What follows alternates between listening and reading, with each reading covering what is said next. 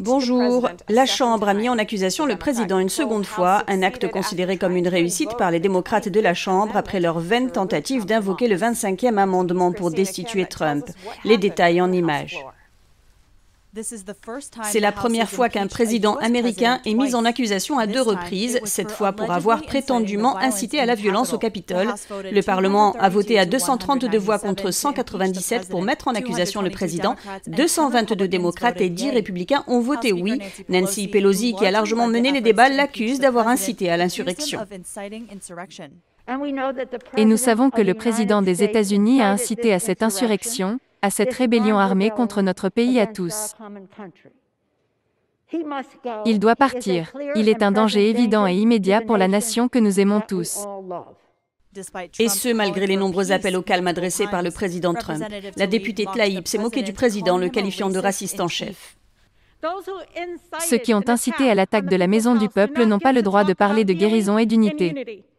Les républicains ont déclaré que ce processus allait diviser encore plus et ont parlé d'actes hypocrites car des dirigeants avaient encouragé les émeutes de l'été dernier. Les démocrates peuvent dire, je cite, « Vous savez, il faut que des troubles se produisent dans les rues, quand il y a des troubles dans les rues.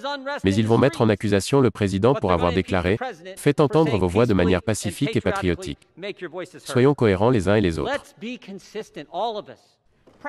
Le président Trump a organisé plus de 600 rassemblements au cours des 4 dernières années. Aucun d'entre eux n'a donné lieu à des agressions contre la police, à la destruction d'entreprises ou à l'incendie de villes. Les démocrates ont passé tout ce temps à soutenir et à permettre des émeutes violentes, qui ont fait des milliards de dégâts matériels et 47 morts. Certains des républicains qui se sont opposés à la destitution n'ont pas explicitement défendu le président, d'autres se sont opposés à l'accusation et ont fait valoir que les propos du président ne constituent pas une incitation.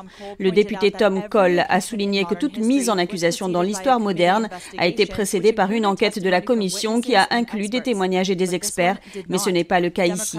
Les démocrates ont justifié le processus précipité en alléguant que Trump représente un danger pour la nation chaque jour où il est en fonction.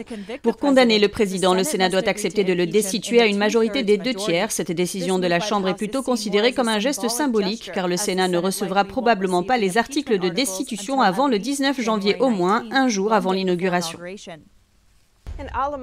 En visite à Alamo, au Texas, le président Trump a souligné les réussites de son administration en matière de sécurité des frontières. À ce jour, le mur entre les États-Unis et le Mexique mesure plus de 700 km.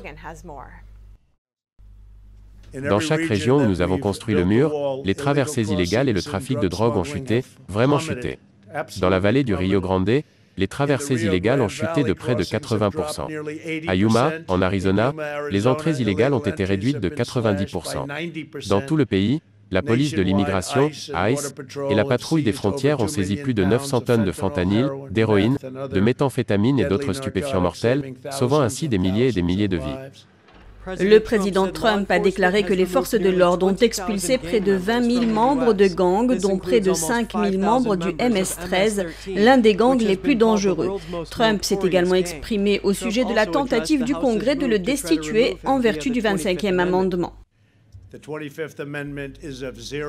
25e amendement ne présente aucun risque pour moi, mais il reviendra hanter Joe Biden et son administration. Comme le dit l'expression, faites attention à ce que vous souhaitez. Le canular de mise en accusation est la continuité de la plus grande et de la plus vicieuse chasse aux sorcières de l'histoire de notre pays, et elle provoque une colère, une division et une douleur énormes. Bien plus grande que ce que la plupart des gens ne pourront jamais comprendre. Ce qui est très dangereux pour les États-Unis, surtout en cette période très sensible. Le président a déclaré que l'immigration illégale est un problème pour toute la région, y compris pour le Guatemala, le Honduras et le Salvador. Il a affirmé que ces pays n'acceptaient pas le retour des immigrés illégaux avant son arrivée, mais désormais ils les acceptent. Le président a aussi donné un message à la nation au sujet de l'assaut du Capitole. Le temps est venu pour notre nation de guérir. Et le temps est venu pour la paix et le calme. Le respect des forces de l'ordre et des grands personnages de la police, si nombreux ici, est le fondement du programme MAGA. Et nous sommes une nation de droit. Et nous sommes une nation de l'ordre. Trump a rendu hommage à ceux qui défendent les frontières et qu'il appelle les grands patriotes. 5 jours à peine après la certification de Joe Biden par le Congrès, une nouvelle résolution a vu le jour. Elle vise à supprimer le collège électoral. La résolution du député démocrate Steve Cohen est soutenue par 8 de ses collègues démocrates. Ils affirment que le collège électoral est basé sur une théorie archaïque. Le député Cohen a cité l'intrusion du Capitole comme raison pour traiter rapidement cette résolution. Le collège électoral est établi par la Constitution. Par conséquent, sa suppression complète nécessiterait un amendement constitutionnel. La dernière tentative d'abolition du collège électoral remonte à 1970. Un député de l'État de Floride prend position contre la censure des géants du numérique. Il appelle les autres législateurs à en faire de même. Le député de Floride, Randy Fine, appelle le gouverneur Ron DeSantis et son cabinet à se désengager d'Amazon, Twitter, Apple, Google et Facebook. Cette décision vise à faire pression sur les géants du numérique pour qu'ils mettent un terme à la censure des voix conservatrices. Nous courons un grand risque dans ce pays. C'est-à-dire que si la moitié du pays se voit dire qu'elle ne peut pas exprimer son opinion par des mots, elle exprimera inévitablement son opinion par d'autres moyens. La suppression du discours a toujours un effet inverse. Et c'est ce que nous constatons ici. Et je pense que c'est dangereux de les enterrer. Cela peut pousser les gens à plus de violence. C'est dangereux, et c'est une très mauvaise idée. En plus d'interdire le président Trump, Facebook a également supprimé une page de la campagne Walk Away, un groupe qui abritait des centaines de milliers de témoignages de personnes ayant quitté le Parti démocrate. Je pense que notre responsabilité est de faire pression sur ces entreprises afin qu'elles fassent ce qui est juste et cessent de censurer les discours. Elles peuvent le faire, mais cela ne veut pas dire qu'elles doivent le faire. Le député Fine se prépare à introduire une législation visant à interdire aux gouvernements locaux et nationaux de faire des affaires avec les géants de la technologie, avec notamment la fin de la publicité sur Facebook, Twitter ou Google par les administrations de Floride, la fin de l'utilisation des services d'Amazon et la fin de l'achat d'appareils. Je pense que si la Floride prend position et que d'autres États en font autant, en s'associant aux clients qui adoptent la même position, vous verrez probablement ces entreprises soit disparaître, soit réaliser que ce qu'elles ont fait est catastrophique pour leurs activités commerciales. Fine a déjà le soutien de Jimmy Patronis, membre du cabinet d'État et directeur financier. Il affirme que l'État devrait mettre cette question à l'ordre du jour du prochain cabinet. L'initiative de ce député intervient alors qu'un certain nombre de dirigeants dans le monde dénoncent les grandes entreprises technologiques qui ont interdit au président Trump d'accéder à leur plateforme. Parmi ceux qui dénoncent la censure, on compte la chancelière allemande, le premier ministre australien par intérim, le chef du parti travailliste de gauche en Norvège et des membres du gouvernement français. Et cette censure se heurte également à une certaine riposte aux États-Unis où un fournisseur d'accès local bloque les 2 sites. UT1 Wi-Fi dessert certaines parties de l'Idaho et de l'État de Washington. Il va bloquer l'accès à Facebook et à Twitter à compter de mercredi. L'entreprise explique à NTD que cela est dû au fait que des clients se soient plaints de la censure de ces plateformes. L'entreprise a récemment déclaré à ses clients qu'elle ne pensait pas qu'un site web détenait le pouvoir de censurer les informations que les gens voient. L'entreprise a également indiqué qu'elle avait reçu une quantité de demandes de blocage de Facebook et Twitter si importante qu'il serait difficile de répondre à chaque client individuellement. Bien que les clients puissent désactiver l'accès au site web de leur propre chef, certains ne savent pas comment faire. Les clients peuvent choisir de se désengager s'ils veulent toujours accéder aux 2 plateformes. Direction maintenant l'Ouganda, où nous allons nous pencher sur le rôle de Twitter. Après avoir censuré certaines personnalités politiques, Twitter affirme aujourd'hui que l'accès à l'information et la liberté d'expression sont importants, surtout en période électorale. Twitter admet avoir suspendu un certain nombre de comptes ciblant les élections en Ouganda, en étroite coordination avec leurs correspondants. Et cela alors que les grandes entreprises technologiques agissent de la même façon pour réprimer les discours des conservateurs. En réaction, l'Ouganda a totalement interdit Facebook et Twitter 2 jours avant les élections. Le président ougandais, Yoweri Museveni, qui est au pouvoir depuis 1986, a défendu cette décision. Il a déclaré que si ces canaux ne sont pas équitables pour les Ougandais, il n'y a aucune raison qu'ils fonctionnent dans le pays. Twitter a condamné cette décision, la qualifiant de violation des droits de l'homme fondamentaux et des principes pour un Internet ouvert. Ils ont ensuite déclaré que l'accès à l'information et la liberté d'expression, y compris la conversation publique sur Twitter, sont encore plus importants dans les processus démocratiques, en particulier les élections. Nombreux sont ceux qui qualifient cela d'hypocrisie, étant donné la répression accrue de la liberté d'expression dans les jours précédents et suivant les élections américaines de 2020. Twitter a censuré et bloqué l'article du New York Post qui enquêtait sur l'ordinateur portable de Hunter Biden et sur ses liens commerciaux présumés avec l'Ukraine et la Chine, un mois seulement avant l'élection de novembre.